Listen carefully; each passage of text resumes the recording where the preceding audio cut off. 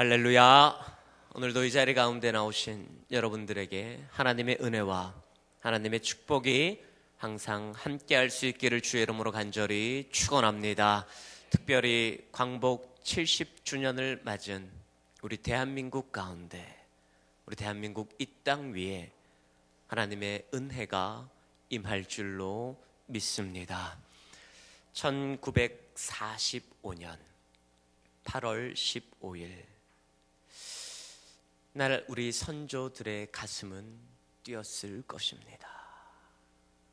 어떤 사람은 화장실에 있다가 일본군이 항복하였다는 소식을 듣고 너무나도 기쁜 나머지 똥통에 빠지게 되었는데, 그 똥통 안에서도 대한민국 만세, 대한독립 만세, 대한독립 만세를 외쳤다고 합니다. 그러한 기쁨이 이제 70여 년간 흘러왔는데요. 여러분들은 이 독립에 대한 기쁨이 마음 가운데 있으십니까? 우리들은 이러한 기쁨을 뒤로 한 채 그냥 기념일로만 우리 광복절을 지내고 있는 것은 아닌가 생각을 합니다. 광복이란 의미는 잃어버린 빛을 되찾다, 회복되었다 라는 뜻을 가지고 있습니다. 1910년 한일 합병 이후에 우리 대한민국은 많은 것을 잃어버렸습니다. 정치적으로 모든 주권을 일본에게 빼앗겼습니다. 그리고 경제적으로는 수탈을 당하고, 문화적으로는 신사참배를 강요당했습니다. 우리들의 말과 우리들의 이름은 잊어버렸습니다. 창씨 계명을 강요당했습니다.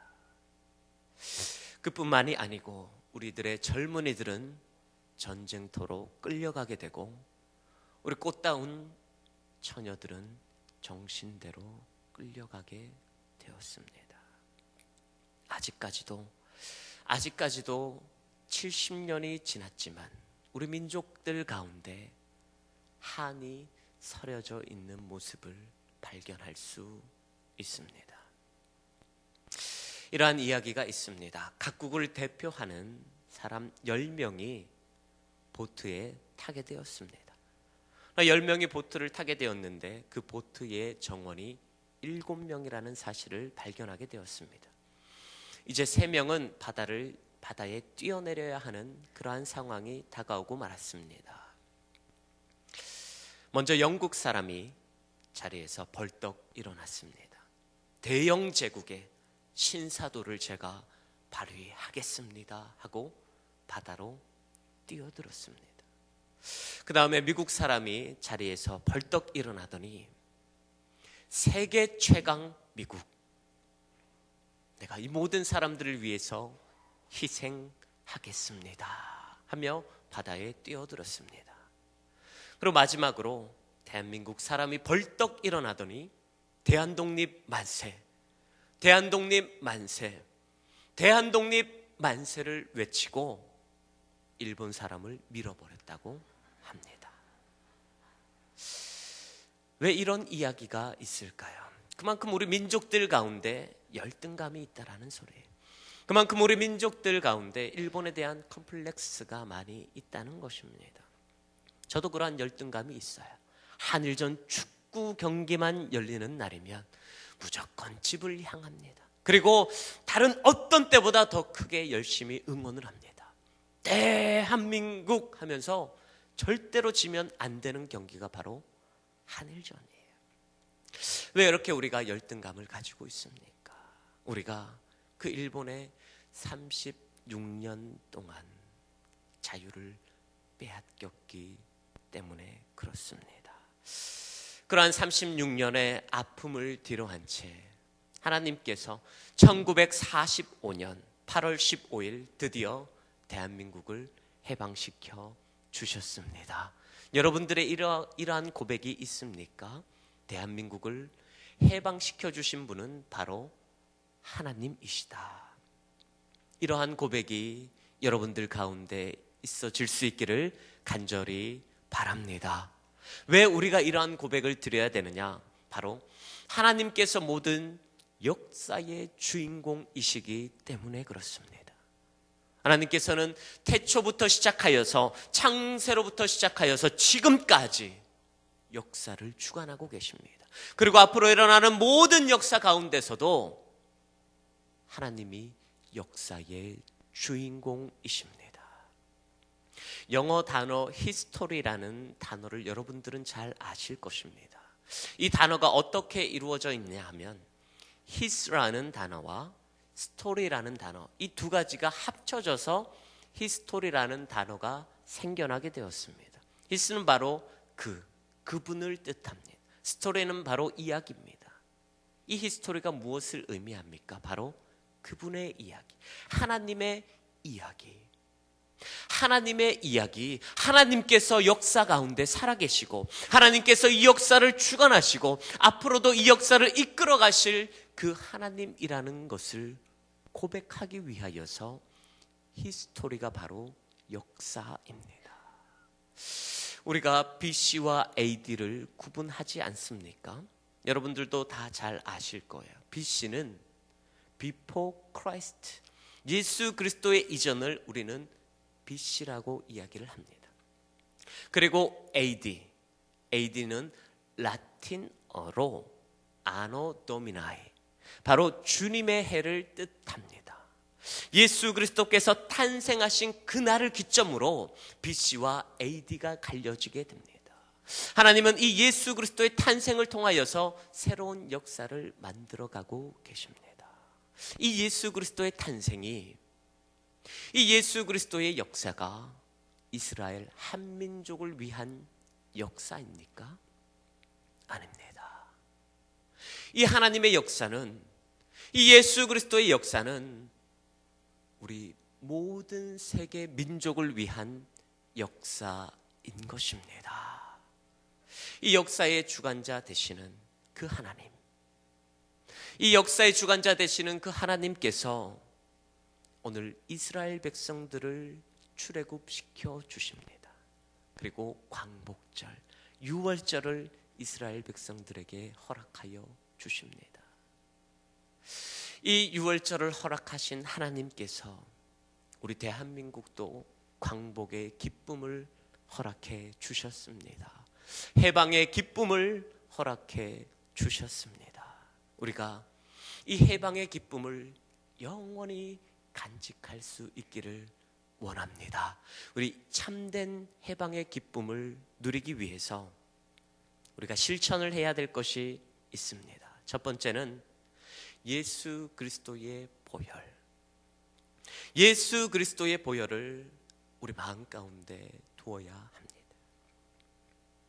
이스라엘 백성들은 430년 동안 자유가 없었어요. 우리 대한민국은 36년이었죠. 36년 동안 자유를 뺏겼는데 아직까지도 우리들의 마음 가운데 열등감이 남아있지 않습니까? 그러나 이스라엘 백성들은 430년이에요. 430년 동안 자유를 빼앗겼습니다. 군민성은 사라지게 되고 이제 노예로 전락해버린 그 이스라엘. 그러한 이스라엘 백성에게 하나님께서 이스라엘 백성들의 기도 소리를 들으십니다. 주여, 우리 이스라엘을 구원하여 주시옵소서. 하나님, 이 애굽 땅에서 우리를 구원하여 주시옵소서. 하나님께서 그 모든 이스라엘 백성들의 기도를 들으시고 위대한 지도자를 마련해 주십니다. 그 위대한 지도자가 누구입니까? 바로 모세입니다. 하나님께서는 모세를 통하여서 이스라엘 백성들을 출애굽시킵니다. 그 첫 번째 가정으로 애굽 땅에 10가지 재앙을 내리게 됩니다. 그 10가지 재앙의 마지막, 바로 장자의 죽음입니다. 모든 장자, 모든 첫것은 죽게 되어져 버렸습니다. 애굽 땅에 난 모든 장자들이 죽었습니다. 동물들도 가축들도 모든 처음 것들이 다 죽었습니다. 그런데 아니 이게 웬일일까요? 이스라엘 백성들은 안전한 거예요. 이스라엘 백성들은 아무 일이 없이 평안하고 고요한 거예요. 오늘 성경 13절 말씀을 다 같이 한번 읽어보도록 하겠습니다. 내가 애굽 땅을 칠 때에 그 피가 너를 위하여 표적이 될지라. 내가 피를 볼 때에 너희를 넘어가리니 재앙이 너희에게 내려 멸하지 아니하리라. 아멘. 하나님께서 애굽을 멸하시는데 이 이스라엘 백성들 지역은 아무렇지 않은 거예요. 안전한 거예요. 오늘 하나님께서 말씀하십니다. 어린 양을 잡아서 그 어린 양의 피를 좌우 문설주와 임방에다가 발라라. 그러면 내가 그 피를 보고 그 피가 표적이 되어서 내가 너희를 넘어가리라 말씀하십니다. 하나님의 재앙이, 하나님의 진노가, 하나님의 심판이 애굽 땅에는 내렸습니다. 하지만 어린 양의 피가 있는 집에는, 어린 양의 보혈이 있는 집에는 하나님의 진노가 넘어갔다는 거예요. 하나님의 심판이 넘어갔다라는 것입니다. 사랑하는 여러분, 이러한 은혜가 우리들 가운데도 있어지기를 간절히 원합니다. 여러분들에게도 이러한 은혜가 있기 위해서는 여러분들이 예수 그리스도의 보혈을 발라야 합니다. 여러분들 마음 가운데 예수 그리스도의 보혈을 발라야 합니다. 여러분들 마음과 여러분들의 중심에 예수 그리스도의 보혈을 발라야 합니다. 그 예수 그리스도의 보혈을 발라야만 하나님의 심판이 우리를 덮치지 못할 것입니다. 하나님의 진노가 우리를 덮치지 못할 것입니다. 예수 그리스도의 보혈, 예수 그리스도의 보혈, 이 예수 그리스도의 보혈을 여러분들의 마음 가운데 바르고 여러분들의 중심 가운데 바를 수 있기를 주의 이름으로 간절히 바랍니다. 우리들의 삶에 있어서도 마찬가지입니다. 우리들의 삶 가운데 있어서 가장 큰 문제는 아무래도 죄의 문제, 그리고 죽음의 문제입니다. 모든 사람들은 죄를 지으며 살아가고 있습니다. 그리고 모든 사람들은 죽게 되어져 있습니다. 그러나 오늘 예수 그리스도의 보혈이 있는 자는, 예수 그리스도의 보혈이 있는 자는 이 죄의 문제에서도 해방을 받고 이 죽음의 문제에서도 해방을 받게 되는 줄로 믿습니다. 사도 바울이 로마서 7장 24절에 오호라 나는 곤고한 사람이로다. 이 사망의 몸에서 누가 나를 건져내랴 말씀합니다. 이것이 무엇입니까? 내가 마음으로는 하나님의 법을 즐거워합니다. 내가 마음으로는 하나님을 사랑합니다. 그러나 내가 이 세상을 살아가는 것을 보니까 나를 위해서 살아가더라는 거예요. 세상을 위해서 살아가더라는 거예요.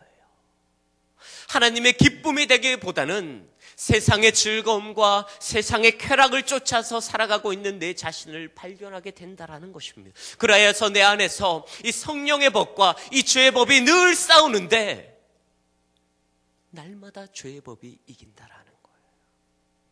날마다 죄의 법이 이긴다라는 거예요. 그래서 그 사망 가운데로, 그 고통 가운데로 나의 몸을, 나의 영혼을 잡아당기는 사단을 볼 수 있다라는 것이 사도 바울의 고백입니다.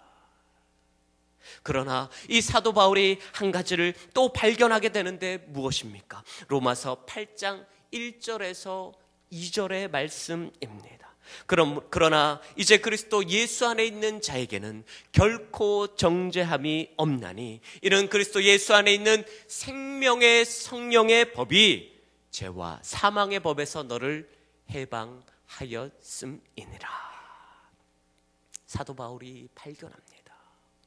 내가 날마다 죄의 법에 사로잡혀 가는데, 날마다 죄의 법에 사로잡혀 가는데, 죽음의 두려움에서 내가 고통당하고 있는데, 예수 그리스도의 생명의 성령의 법, 이 예수 그리스도의 생명의 성령의 법이 있으면 죄에서도 해방을 받고 사망에서도 해방을 받는 줄을 사도 바울이 깨달았던 것입니다.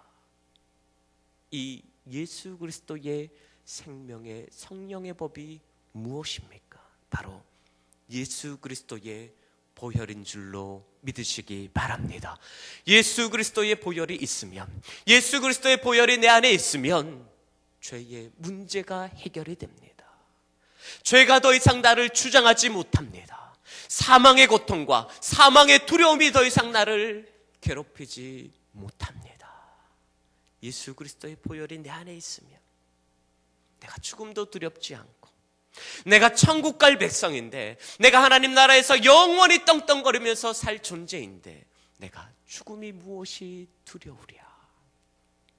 예수 그리스도의 보혈을 향하여서, 성령을 충만하여서 살아가고 있는 나에게 죄가 어떻게 나를 엄습할 수 있습니까? 죄가 어떻게 나를 주장할 수 있습니까? 예수 그리스도의 보혈밖에 없는 줄로 믿습니다. 이 예수 그리스도의 보혈을 여러분들 마음에 바르십시오. 이 예수 그리스도의 보혈을 여러분들 중심에 바르십시오. 그리하여서 모든 죄의 문제에서 해방이 되고, 모든 사망의 문제에서 해방이 되는 저와 여러분들의 삶이 될 수 있기를 주의 이름으로 축원합니다. 두 번째는 참된 해방의 기쁨을 누리기 위해서 우리는 하나님의 말씀을 잘 따라야 합니다. 오늘 성경 5절과 11절 말씀을 보면 유월절을 어떻게 보내야 되는지 설명하고 있습니다. 5절에서 11절을 찬찬히 살펴보면 내용은 바로 이것입니다. 양이나 염소, 흠없는 양이나 염소, 그 양은 일념된 것이어야만 합니다. 그리고 반드시 수컷이어야만 합니다. 14일 동안 잘 보관을 해두었다가 14일 저녁에 잡아야 합니다. 그리고 그 피를 좌우 문설주와 인방에 바르게 됩니다. 그 고기를 날 것으로 먹어서는 안 되고 반드시 불에 구워 먹어야만 합니다. 남기면 안 됩니다. 남기면 그 다음날 아침에 다 버려야 합니다. 그 음식을 먹을 때 어떻게 먹어야 하냐? 발에 신발을 신고 허리에 띠를 띠고 손에 지팡이를 잡고 무교병과 쓴나물과 아울러 급히 먹어야 한다라고 성경은 기록하고 있습니다. 아니, 이 장면을 한번 상상해 보십시오. 제가 설교 말씀을 준비하면서 이 본문을 보면서 한번 상상을 해보았어요. 어떻게 유월절을 지켰을까? 어떻게 유월절을 보냈을까? 발에 신발을 신고 허리에 띠를 띠고 손에 지팡이를 쥐고 급히 먹어야 하는 그러한 장면을 상상을 해보니까 너무나도 우스꽝스러운 거예요. 그 이스라엘 백성들의 모습이 너무나도 우스꽝스러운 거예요. 그러나 중요한 것은 무엇이냐? 그 이스라엘 백성들이 하나님의 말씀에 온전히 순종하였다라는 것입니다. 내가 생각할 때 비록 우스꽝스러운 모습일지언정 그 이스라엘 백성들은 하나님의 말씀에 온전히 순종하여 나아갔다라는 것이에요. 이 유월절을 시작하여서 이스라엘 백성들이 하나님의 말씀에 온전히 순종하고 나아가니까 그 이스라엘 백성들의 삶 가운데 홍해가 갈라지는 역사가 일어나고 반석에서 물이 나는 역사가 일어나고 만나와 메추라기를 먹는 기적과 이적이 그 이스라엘 백성들 가운데 나타나지 않습니까? 사랑하는 여러분, 이러한 은혜와 이러한 기적과 이러한 역사가 우리 삶 가운데 임하려면 우리는 반드시 하나님의 말씀에 온전히 순종해야만 합니다. 내 생각과 내 이성으로는 깨달을 수 없지만, 도저히 납득이 되지 않지만 하나님의 말씀에 온전히 순종한 제자가 있습니다. 그 제자는 바로 베드로입니다. 여러분들도 다 잘 아실 것이에요. 예수님께서 베드로에게 다가오십니다. 그때 그 베드로의 상황이 어떠했습니까? 밤이 새도록 고기를 잡았지만 고기를 한 마리도 잡지 못한 베드로입니다. 하다못해 우리가 낚시를 하더라도 몇 시간을 잡으면 작은 물고기 몇 마리라도 잡을 수가 있는데, 아니 어떻게 그물을 쳐서 배를 띄웠길래 한 마리도 잡지 못하였을까요? 그러한 실망하고 허탈한 가운데 있는 베드로에게 오늘 주님께서 나타나서 말씀하십니다. 깊은 데로 가서 그물을 내려라. 깊은 데로 가서 그물을 내려라. 오늘 베드로의 머릿속에는 너무나도 혼란스러웠을 거예요. 너무나도 복잡했을 거예요. 이 목수의 아들 예수가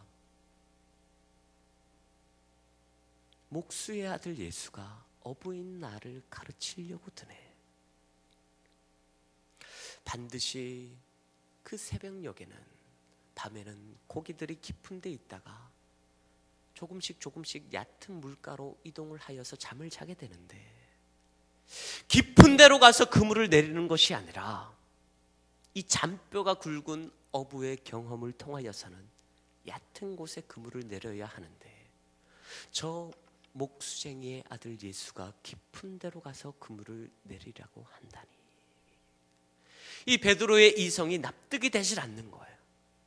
베드로의 사고가 납득이 되질 않는 거예요. 베드로의 경험이 납득이 되질 않는 거예요. 그러나 오늘 베드로가 무슨 말을 하느냐? 밤이 새도록 잡은 것이 없지만은 주님의 말씀에 의지하여 내가 그물을 내리리이다. 이렇게 주님의 말씀에 온전히 순종하고 나의 생각을 내려놓고 나의 이성을 내려놓고 나의 경험을 내려놓고 주님의 말씀에 온전히 순종하게 되니까 그물이 찢어지게 되는 역사와 기적이 베드로에게 일어났지 않습니까? 하나님의 말씀을 온전히 순종하며 따를 때 우리에게 필요한 것이 바로 이것입니다. 우리의 생각과 우리의 이상과 우리의 이성과 우리들의 경험, 우리들의 가치관, 이것을 모두 내려놓아야만 합니다. 그리고 철저하게 하나님의 말씀만 붙드셔야 됩니다. 이러한 신앙을 가지고, 이러한 믿음을 가지고 나아갈 때 하나님께서 우리들의 삶 가운데 기적을 베풀어 주십니다. 우리들의 삶 가운데 참된 해방의 기쁨을 안겨 주십니다. 이러한 은혜가 저와 여러분들에게 있어질 수 있기를 주의 이름으로 축원합니다. 세 번째는 참된 해방의 기쁨을 누리기 위해서는 건강한 신앙을 소유해야 합니다. 여러분들은 예레미야 선지자에 대해서 잘 알고 계실 것입니다. 이 예레미야 선지자는 바벨론이 유다를 침략하고 유다가 이제 바벨론으로 포로로 끌려가는 그러한 시대에서 사랑하는 이스라엘 백성들이여, 하나님께로 다시 돌아오라, 하나님을 믿는 신앙을 회복하라라고 선포하였던 선지자가 바로 예레미야입니다. 하나님께서 이스라엘 백성들을 출애굽하고 그 가나안 땅으로 들어가게 하시고 젖과 꿀이 흐르는 그 가나안 땅에서 하나님을 믿는 백성들로 살아가게 하셨는데, 하나님께서 사랑하는 다윗 왕을 세우시고 그 통일 왕국을 세우시고 영원히 다윗 왕가가 끊이지 아니하게 하셨는데, 이제 이스라엘 백성들이 하나님을 멀리하더라는 거예요. 하나님을 멀리하고 우상을 숭배하고 이방 여인과 결혼하여서 악한 행실이 이스라엘 백성들 가운데 가득하였다라는 것이, 그리하여서 하나님께서 바벨론의 손을 들어서 유다를 망하게 하십니다. 그 바벨론의 포로로 끌려가는 이스라엘 백성들에게 예레미야 선지자가 말씀합니다. 이스라엘 백성이여 돌아오라, 하나님께로 돌아오라 라고 말씀을 합니다. 이 예레미야의 선포가, 이 예레미야 선지자의 부르짖음이 우리 대한민국과 너무나도 상황이 잘 맞는 것 같아요. 광복 이후에, 남북전쟁 이후에 반세기 동안 대한민국이 얼마나 많은 경제 성장을 이루었습니까? 한강의 기적이라고 이야기를 하잖아요. 그리고 대한민국 곳곳마다 얼마나 많은 교회가 세워졌습니까? 그 수많은 교회에서 하나님께 부르짖고 하나님께 예배를 드렸던 우리 대한민국, 이제 우리 대한민국이 건강한 나라가 되니까, 이제 대한민국이 부강한 나라가 되니까, 이제 대한민국이 어느 정도 먹고 살만한 나라가 되니까, 이제 우리 대한민국의 행복지수가 높아지고 GNP가 2만 불이 넘어가게 되니까, 이제 더 이상 하나님을 찾지 않는 모습을 우리 대한민국 가운데서 발견할 수 있습니다. 하나님, 우리 대한민국 이렇게 발전하고 건강하고 부강한 나라가 되게 하여 주시니 감사합니다. 그러나 하나님, 이제는 제 힘으로 해결할 수 있을 것 같아요. 이제는 제 힘으로 살아갈 수 있을 것 같아요. 하나님, 여기까지만 도와주세요. 이러한 심정인 것 같아요. 아닙니다. 아니에요. 우리들 가운데 통장에 돈이 조금 쌓인다고 하나님이 없어도 됩니까? 아니에요. 우리들의 행복지수가 높아진다고 하나님이 없어도 됩니까? 아니에요. 우리나라가 부강한 나라가 되고 경제적으로 성장한 나라가 되어서 하나님이 없어도 됩니까? 아닙니다. 하나님이 더더욱 필요합니다. 창세기 3장에 보니까 아담과 하와가 하나님을 떠나게 되니까 그 땅 가운데 무엇이 들어왔습니까? 죄가 들어오고 사망이 들어오고 모든 특권들이 사라지게 되지 않았습니까? 그리고 고통이 들어왔습니다. 하나님을 떠난 삶, 하나님을 외면한 삶, 하나님보다 우상을 더 좋아하는 삶, 이것을 버려야 합니다. 물질을 버리고 우상을 버리고 쾌락을 버리고 물질 만능주의를 버리고 성공을 버리고 하나님만 믿고 하나님을 의지하며 나아가는 신앙이 건강한 신앙입니다. 이러한 건강한 신앙을 우리 문창의 모든 성도님들이 소유할 수 있기를 주의 이름으로 축원합니다. 그 건강한 신앙을 유지한 자들이, 그 건강한 신앙을 회복한 자들의 이제 디모데전서 2장 1절에서 2절 말씀을 보니까 어떻게 행해야 되는지 기록하고 있습니다. 그 말씀은 바로 우리들에게 기도하라는 것입니다. 모든 사람을 위해서 기도하고 특별히 나라를 위해서, 특별히 대한민국을 위해서 기도하라고 말씀합니다. 나 혼자만 잘 먹고 잘 살게 해주세요, 이러한 기도가 아니에요. 나라를 위한 기도. 하나님, 우리 대한민국 부강한 나라가 되게 하여 주셨으니 우상에서 멀리 떠나고 쾌락에서 떠나고 하나님을 더욱더 잘 믿는 나라가 되게 하여 주시옵소서. 하나님, 우리나라 가운데 다시는 전쟁의 아픔이 없게 하여 주시고 다시는 어느 한 나라의 속국이 되지 않게 하여 주시고 우리 대한민국 이 땅에 주의 복음만, 주님의 영광만 드러나는 귀한 대한민국이 되게 하여 주시옵소서. 우리가 이렇게 기도하며 나아가야 될 줄로 믿습니다. 여러분들을 위한 그 기도를 뛰어넘어서 모든 사람을 위하여 기도하고 특별히 나라를 위해 기도할 때 하나님께서 우리의 삶 가운데 참된 기쁨을 내려 주실 줄로 믿습니다. 이러한 은혜가, 이러한 해방의 은혜가, 해방의 기쁨이 저와 여러분들에게 임할 수 있기를 주의 이름으로 축원합니다.